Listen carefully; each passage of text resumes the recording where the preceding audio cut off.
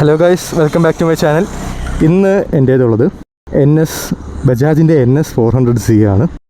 അപ്പോൾ ഇതാണ് വണ്ടി കേട്ടോ.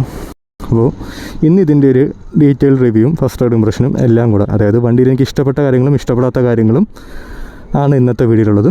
അപ്പോൾ ഇതാണ് ബൈക്ക്. ഫ്രണ്ടിൽ നോക്കുമ്പോൾ ഒരു പുതിയൊരു DRL കൊടുത്തിട്ടുണ്ട്. പിന്നെ അതിൻ്റെ താഴെയായിട്ടൊരു പ്രൊജക്ടർ ഹെഡ്ലൈറ്റും. പിന്നെ ബാക്കിൽ നോക്കുമ്പോൾ പഴയ കണക്ക് തന്നെ ആ ഒരു പഴയ NS കണ്ടുവരുന്ന അതേ ടൈലൈറ്റും എല്ലാമാണ്. അപ്പോൾ നമുക്ക് നേരെ റിവ്യൂയിലോട്ട് കിടക്കാം. വണ്ടിയുടെ റിവ്യൂയിലോട്ട് കിടക്കാം.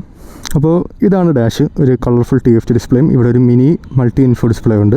ഇവിടെയാണ് നമുക്ക് ട്രിപ്പും കാര്യങ്ങളൊക്കെ കാണിക്കുന്നത്. ഇവിടെ ഗിയർ പൊസിഷണൽ ഇൻഡിക്കേറ്റർ, ഇവിടെ സ്പീഡ്, ടാക്കോമീറ്റർ, ടൈം, ഓഡോ, പിന്നെ 4 നമ്മളെ റൈഡ് മോഡ്സും ഉണ്ട്. അതിപ്പം സെറ്റിങ്സ് കയറാൻ പറ്റില്ല, ഞാനിപ്പോൾ അതൊന്നും ചെയ്യുന്നില്ല. ഇപ്പം റോഡ് മോഡിലാണ് കിടക്കുന്നത്.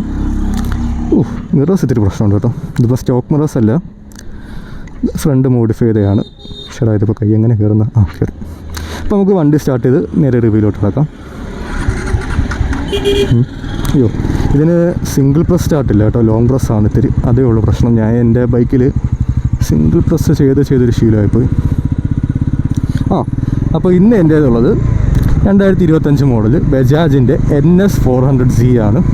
ഇപ്പോൾ വണ്ടിയെക്കുറിച്ച് പറയുകയാണെങ്കിൽ നമ്മൾ ഡോമിനാറിൽ കണ്ട് ഇഷ്ടപ്പെട്ട അതേ 373cc എഞ്ചിനാണ്. അതായത് ഇത്തിരി ഒന്ന് റീട്യൂൺ ചെയ്താണ് വണ്ടി ഇറക്കിയിരിക്കുന്നത്. അപ്പോൾ ആ 373cc നാവ് വഴങ്ങുന്നില്ല കേട്ടോ, സോറി. അപ്പോൾ 373cc എൻജിൻ പ്രൊഡ്യൂസ് ചെയ്യുന്നത് 39.5 ഹോഴ്സ് പവറും 35 Nm ഓഫ് ടോർക്കാണ് വണ്ടി പ്രൊഡ്യൂസ് ചെയ്യുന്നത്. അതെങ്ങനെയുണ്ടെന്ന് വെച്ചാൽ അപ്പം പവർ തരുന്നുണ്ട്, പക്ഷേ ആ പവർ തരുന്നതിൽ ഒരു കാര്യം കോംപ്രമൈസ് ചെയ്യേണ്ടി വരും. അറൗണ്ട് ഞാനിപ്പോൾ പെട്ടെന്ന് കൈവരിച്ചെടുക്കുകയാണെങ്കിൽ ബോഡിയിൽ ഫുൾ വൈബ്രേഷൻ ഉണ്ട്. റിയർ പില്യൺ ഇരിക്കുകയാണെങ്കിൽ പില്യണിലും നല്ല വൈബ്രേഷൻ ഉണ്ട്. പിന്നെ നമ്മളിപ്പോൾ ടയർ ഹഗ് ചെയ്തിരിക്കത്തില്ലേ, ടാങ്ക് നമ്മളിപ്പോൾ ടയർ പിന്നെയും ടയർ തന്നെ വരുന്നു. ടാങ്ക് ഹഗ് ചെയ്തിരിക്കുമ്പോൾ അവിടെയും നല്ല രീതിയിൽ വൈബ്രേഷൻ അറിയുന്നുണ്ട്. ഇതിപ്പോൾ പുതിയ വണ്ടിയാണ്. എൻ്റെ ഫ്രണ്ട് എടുത്തിട്ട് 2.5 മാസമേ ഉള്ളൂ. അപ്പോൾ ഞാൻ വിചാരിച്ചു എന്തായാലും ഫസ്റ്റ് സർവീസ് കഴിഞ്ഞ് കാണുമെന്ന്. അപ്പോൾ അവന് ഇതുവരെ വലുതായിട്ട് ഓടിച്ചിട്ടില്ല. അറൗണ്ട് 200 അങ്ങാണ്ട് ആയുള്ളൂ. ഇതിലിപ്പോൾ ഞാൻ ഒരു 40-50 കിലോമീറ്ററോളം ഞാനിപ്പോൾ ഓടിച്ചു. ആൻഡ് വണ്ടിയെക്കുറിച്ച് പറയുകയാണെങ്കിൽ സത്യം പറഞ്ഞാൽ കൊള്ളാം. ആ ഹെഡ്ലൈറ്റിൻ്റെ ആ ലുക്കിൽ ചെറിയൊരു പ്രശ്നമെന്നേ ഉള്ളൂ. അല്ലാതെ ഓവറോൾ വണ്ടി എനിക്ക് ഇഷ്ടപ്പെട്ടു. ആ DRL കൂടെ ഒന്ന് മാറ്റിക്കഴിഞ്ഞായിരുന്നെങ്കിൽ വണ്ടി നൈസായതിനെ കാണാൻ. പക്ഷേ കൊടുക്കുന്ന പൈസയ്ക്ക് എന്തായാലും ഇത് വർത്തിട്ടാണ്.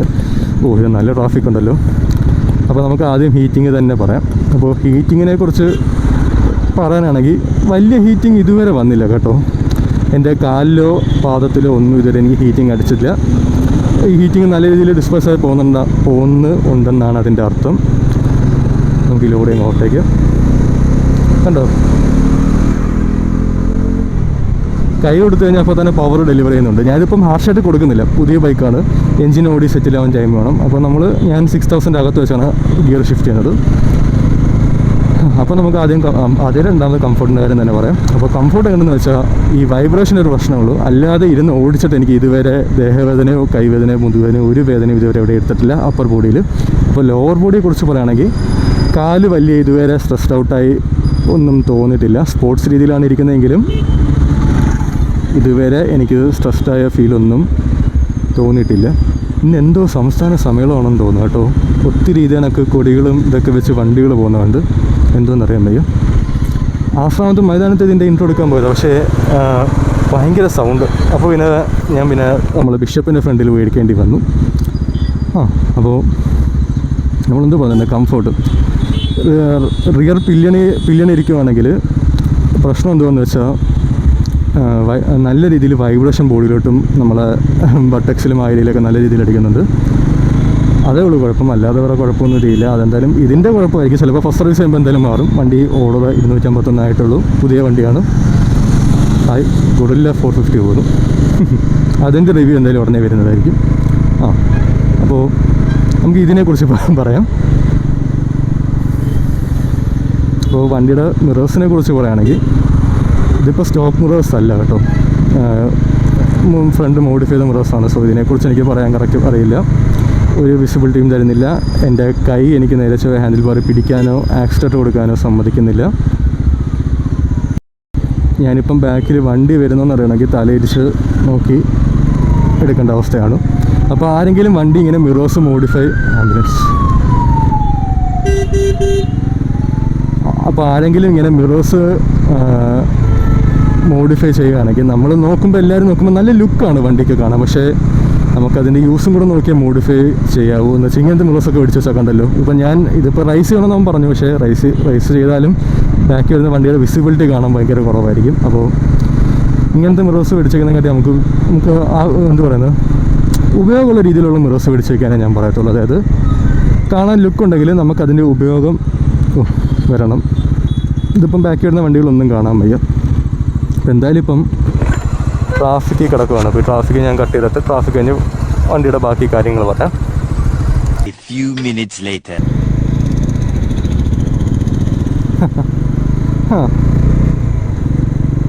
അപ്പോൾ നമ്മളെന്തോ പറഞ്ഞുകൊണ്ടിരുന്ന കംഫോർട്ടിൻ്റെ കാര്യമല്ലേ? കംഫോർട്ടായിരുന്നു മിറേഴ്സായിരുന്നു? മിറേഴ്സിൻ്റെ കാര്യം. അപ്പോൾ മിറേഴ്സ് നമ്മളെപ്പോഴും നല്ലത് നോക്കി അടിച്ചേക്കും. മെയിൻലി സ്റ്റോക്ക് തന്നെ ഉപയോഗിക്കാനാണ് ഞാൻ പറയുന്നത്. എന്ന് വെച്ചാൽ ബാക്കി വരുന്ന വണ്ടികൾ കാണാനും എല്ലാം നല്ലത് സ്റ്റോക്കാണ് എപ്പോഴും നല്ലത്. അല്ലെങ്കിൽ ഇത്രയും കൂടെ വിസിബിലിറ്റി വരുന്നത് മേടിച്ചേക്കാനേ ഞാൻ റെക്കമെൻഡ് ചെയ്തോളൂ. അപ്പോൾ മിറേഴ്സ് അത്രേ ഉള്ളൂ. പിന്നെ വണ്ടിയെക്കുറിച്ച് പറയാനാണെങ്കിൽ ഇത് അത്രയ്ക്കും എനിക്കൊന്നും ഇല്ല സത്യം പറഞ്ഞാൽ. ക്വിക്ക് ഷിഫ്റ്റർ ഇല്ല. അഡ്ജസ്റ്റബിൾ ലിവേഴ്സ് ഉണ്ട്, പക്ഷേ ക്ലച്ചും ബ്രേക്കും അഡ്ജസ്റ്റബിൾ ലിവേഴ്സ് ഉണ്ട്. പക്ഷേ ക്വിക്ക് ഷിഫ്റ്റർ മിസ് ഔട്ട് ആവുന്നുണ്ട്. അത് പക്ഷേ ഇത്രയും കുറച്ചല്ലേ കൊടുക്കുന്നത്. അപ്പോൾ ക്വിക്ക് ഷിഫ്റ്റർ ആഡ് ചെയ്യണമെങ്കിൽ നല്ല പിന്നെയും പ്രൈസ് പോയിന്റ് കൂടും. ഒരു 3 ലക്ഷത്തിന് മേളിൽ എന്തായാലും കയറും. പിന്നെ എനിക്ക് ആകെ ഇതിൽ പ്രശ്നമായിട്ട് തോന്നിയത് വൈബ്രേഷനേ ഉള്ളൂ. വൈബ്രേഷനും ഈ മിറേഴ്സും. വൈബ്രേഷൻ പിന്നെ ഫസ്റ്റ് സർവീസ് ചെയ്യുമ്പോൾ മാറും. മിറേഴ്സ് എടുക്കുന്നവരെ ചോയ്സ് പോലെ ഇരിക്കും. അപ്പോൾ കുഴപ്പമില്ല. പിന്നെ വണ്ടിയുടെ ബ്രേക്കിങ്ങിന് ഞാൻ മറന്ന കാര്യമാണ് ബ്രേക്കിങ്. അടുത്ത ബ്രേക്കിങ്ങിനെ കുറിച്ച് പറയുകയാണെങ്കിൽ ഫ്രണ്ട് നല്ല കിടിലം.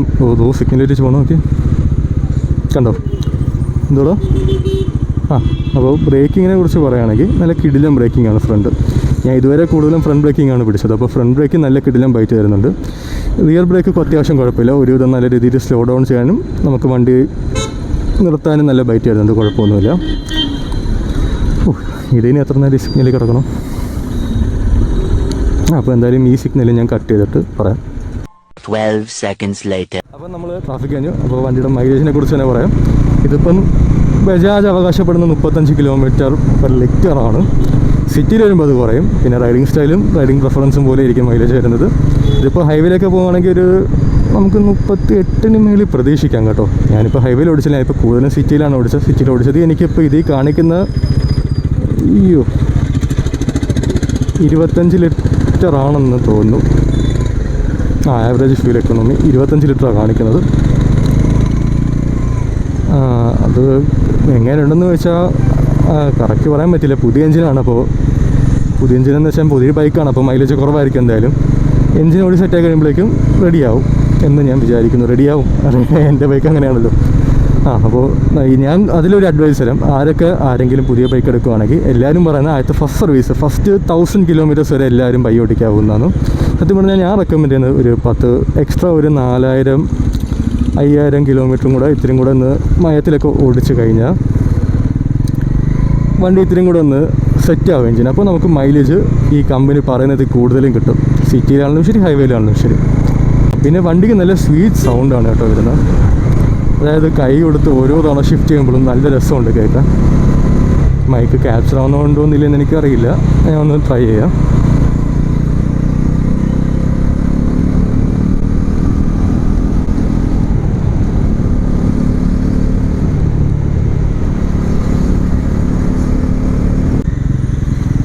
നമുക്ക് എപ്പോഴും ഈ വണ്ടിയുടെ പവർ എങ്ങനെയാണ് ഡെലിവർ ചെയ്യുന്നതെന്ന് നോക്കാം.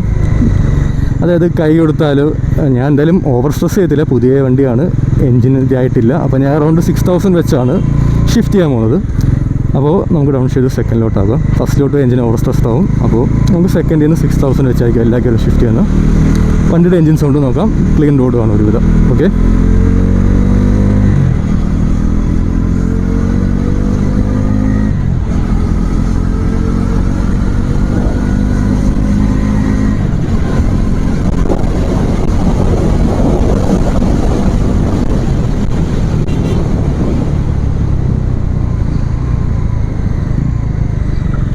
അപ്പോൾ അങ്ങനെയാണ് അതിൻ്റെ പവർ ഡെലിവറി, ഒരു രക്ഷയുമില്ല.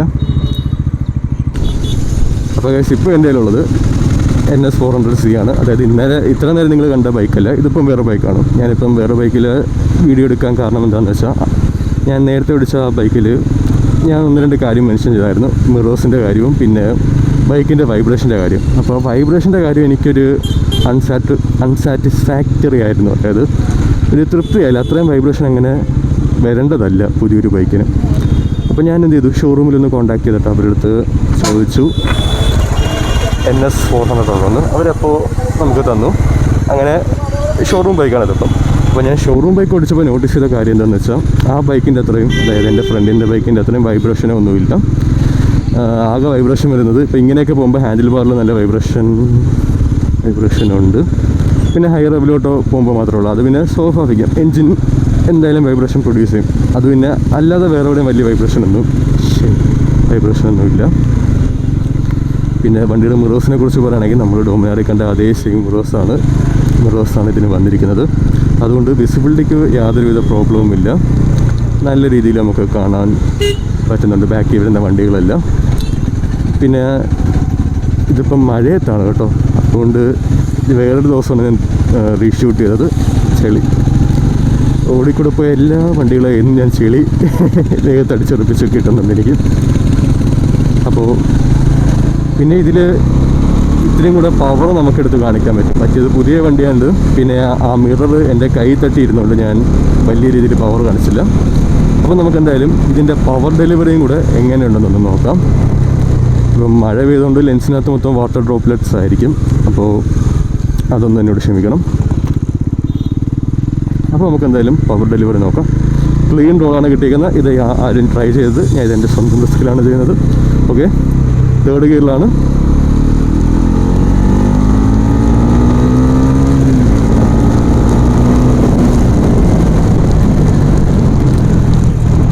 ഒന്ന് കയറി വന്നത്.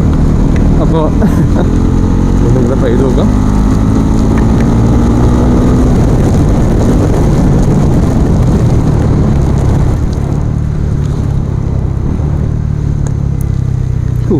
പവർ നല്ല രസമുണ്ട് കേട്ടോ. കൈ എടുത്തപ്പോൾ മോനെ ഒരു രക്ഷയുമില്ല. ഞാൻ അറൗണ്ട് 80 ഞാൻ 80 വരെ കണ്ടോളൂ. ഞാൻ നോക്കിയില്ല ഓടോമീറ്റർ അങ്ങനെ. അപ്പോൾ എന്തായാലും 80 പോയെന്ന് എനിക്കറിയാം. അപ്പോൾ അതുവരെ കയറിയത് നല്ല രീതിയുണ്ട്. ഇതിലും സ്പീഡ് ബൈക്ക് നിസ്സാരമായിട്ട് കയറും. പക്ഷേ ഇപ്പോൾ എൻ്റെ റോഡ് കണ്ടീഷൻ ശരിയല്ല, മഴയാണ്, റോഡ് ഓയിലൊക്കെ കാണും, എപ്പോൾ വേണേലും എന്തും പറ്റും. അപ്പോൾ നമ്മളെപ്പോഴും സേഫായിട്ട് വണ്ടി ഓടിക്കാവും. അപ്പോൾ നമുക്കിനി ബാക്കി വീഡിയോയിലോട്ട് കണ്ടിന്യൂ ചെയ്യാം. അപ്പോൾ എനിക്ക് ഒരു കാര്യം പറയാനുണ്ട്. എൻ്റെ പ്രീവിയസ് വീഡിയോയിലൊക്കെ കുറേ പേര് കമൻറ്റ് ചെയ്തായിരുന്നു, ഞാൻ എൻ്റെ ഉമിനീരിറക്കുന്ന സൗണ്ടും എല്ലാം നല്ലോണം ക്യാപ്ചർ ചെയ്യുന്നുണ്ടെന്ന്. അപ്പോൾ സംഭവം എന്താണെന്ന് വെച്ചാൽ, ഞാൻ എൻ്റെ മൈക്ക് വയർഡ് മൈക്കാണ്, അത്ര എക്സ്പെൻസീവ് മൈക്കൊന്നുമല്ല. അപ്പോൾ ഇതിൽ പ്രശ്നം എന്താണെന്ന് വെച്ചാൽ, ഞാനിത് കറക്റ്റ് സത്യം പറഞ്ഞാൽ ചീക്ക് പാഡിലാണ് എല്ലാവരും വെക്കുന്നത്. ചീക്ക് പാഡ് വെച്ചപ്പോൾ ഇത് പുറത്തുള്ള വണ്ടികളുടെ സൗണ്ടും വിൻഡ് ബ്ലാസ്റ്റിൻ്റെ സൗണ്ടും എല്ലാം ക്യാപ്ചർ ചെയ്യുന്നുണ്ട് എൻ്റെ വോയിസ് അപേക്ഷിച്ച്. അപ്പോൾ ഞാൻ ഇത് ഇത്തിരി കൂടെ എൻ്റെ വായയുടെ അല്ലെങ്കിൽ എൻ്റെ വായയുടെ അടുത്തായിട്ട് ഞാൻ ഇത്തിരി കൂടെ വെച്ചു. അപ്പോൾ പ്രശ്നം എന്തെന്ന് വെച്ചാൽ, എൻ്റെ വോയിസും ബൈക്കിൻ്റെ സൗണ്ടും എല്ലാം ക്യാപ്ചർ ആവുന്നുണ്ട്. പറ്റിയ പ്രശ്നം എന്ന് വെച്ചാൽ, ഇപ്പം കണ്ടോ ഉമിനീര് ഇറക്കുന്ന സൗണ്ട് ഉൾപ്പെടെ അതെല്ലാം അത് ക്യാപ്ചർ ചെയ്യുന്നുണ്ട്. അതേ ഉള്ളൂ പ്രശ്നം. അപ്പോൾ ഇതിൽ എഡിറ്റ് ചെയ്ത് കളയാൻ ഇത്തിരി പാടാണ്. ഞാനത് ട്രൈ ചെയ്തായിരുന്നു. അത് എഡിറ്റ് ചെയ്ത് കഴിയുമ്പോൾ ഞാൻ സംസാരിക്കുന്ന എവിടെയൊക്കെ വെച്ചാൽ ഉമിനീര് ഇറക്കുന്നതെന്ന് വെച്ചാൽ കട്ട് ചെയ്ത് കളഞ്ഞപ്പോൾ ഞാൻ ആ സംസാരിക്കുന്ന ഭാഗം കൂടെ ഒരു ഡിസ്റപ്റ്റ് ചെയ്ത് വല്ലാത്തൊരു ഇതായി പോന്നു. അത് ആ ഉമിനീര് ഇറക്കുന്ന സൗണ്ടിനെയും കാട്ടി ഭയങ്കര ഇതാണ്. അതേ ഉള്ളൂ. അപ്പോൾ ഇത് ഞാൻ മാക്സിമം ട്രൈ ചെയ്യാം. എൻ്റെ വരും വീഡിയോകളിൽ ചിലപ്പം ഇതെല്ലാം മാറുന്നതായിരിക്കും. അപ്പോൾ അതുവരെ എൻ്റെ പ്രേക്ഷകരൊന്ന് ക്ഷമിക്കണം എന്നോട്. ഇനി ഇതിൽ ഞാൻ പറയാൻ വിട്ട ഒരു കാര്യം എന്ന് വെച്ചാൽ, ഇതിന് നല്ല ലോ ആൻഡ് ടോർക്ക് ഉണ്ട് കേട്ടോ. ഡ്യൂക്കായിട്ട് കമ്പയർ ചെയ്യുകയാണെങ്കിൽ പുതിയ ഡ്യൂക്കിനും ഉണ്ട് കേട്ടോ ഇത്രയും ലോ എൻഡ്. പക്ഷേ ഞാൻ പറയുന്നത് പഴയ Gen 2 ഡ്യൂക്ക്, ആ 373cc വരുന്ന ആ ഡ്യൂക്കായിട്ട് കമ്പയർ ചെയ്യുകയാണെങ്കിൽ അതിനെക്കാട്ടി നല്ല ലോ ആൻഡ് ടോർക്ക് ഇതിനുണ്ട് കേട്ടോ. 4ാമത്തെ ഗിയർ 30-35 ഒരു നോക്കിങ് ഇല്ലാതെയാണ് വണ്ടി പോകുന്നത്. അപ്പോൾ അത് നല്ലൊരു രീതിയാണ് കൊടുത്തേക്കുന്നത്. പിന്നെ ബൈക്ക് ഓടിച്ചത് ഇതുവരെ എനിക്ക് ഫാൾസ് ന്യൂട്രസോ ഗിയർ ഇടാൻ ബുദ്ധിമുട്ടോ ഒന്നും തോന്നിയിട്ടില്ല. പക്ക പെർഫെക്റ്റായിട്ടാണ് ഗിയർ വരുന്നത്. അതായത് നല്ല സ്മൂത്താണ്, ഗിയർ ഇടുന്നൊന്നും അറിയുന്ന പോലുമില്ല. നല്ല സ്മൂത്തായിട്ട് തന്നെ ഗിയറെല്ലാം ഡെലിവർ ആവുന്നുണ്ട്. അപ്പോൾ ഗൈസ്, നമ്മളെ NS400Z അല്ലെങ്കിൽ NS400Cയുടെ റിവ്യൂ ഇത്രയേ ഉള്ളൂ. നിങ്ങൾക്ക് വീഡിയോ ഇഷ്ടപ്പെട്ടാൽ ലൈക്ക് ചെയ്യുക, ഷെയർ ചെയ്യുക, കമൻറ്റ് ചെയ്യുക. ആൻഡ് ഇതേപോലുള്ള വണ്ടികളുടെ ഡീറ്റെയിൽ റിവ്യൂ ആൻഡ് ഹോണസ്റ്റ് റിവ്യൂസിനായി നിങ്ങൾ ചാനലൊന്ന് സബ്സ്ക്രൈബ് കൂടി ചെയ്യുക. പുതിയൊരു ബൈക്കുമായി വീണ്ടും വരുന്നത് വരെ നമുക്ക് വീണ്ടും കാണാം. Again thanks for watching. Bye bye.